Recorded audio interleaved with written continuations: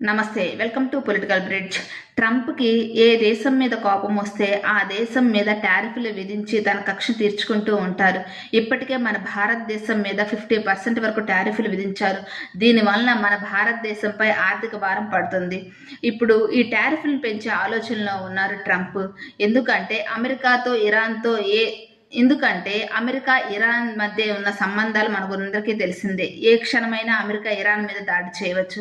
Iran దేశంతో ఏ దేశం అయితే ఆర్థిక సంబంధాలు మరియు ఇంపోర్ట్స్ ఎక్స్పోర్ట్స్ జరుపుతుందో ఆ దేశానికి నేను టారిఫ్లు విధిస్తాను అని చెప్పి హెచ్చరిస్తున్నారు. ఈ విషయంలో నరేంద్ర మోదీ గారు మన భారతదేశానికి లాభం చేకూర్చేలాగా, ట్రంప్కి షాక్ ఇచ్చేలాగా సైలెంట్గా ఒక డెసిషన్ తీసుకున్నారు.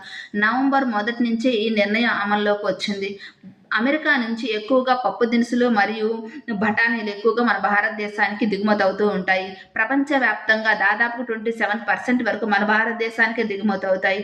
వీటి వినియోగం మన భారతదేశంలో ఎక్కువగా ఉంటుంది.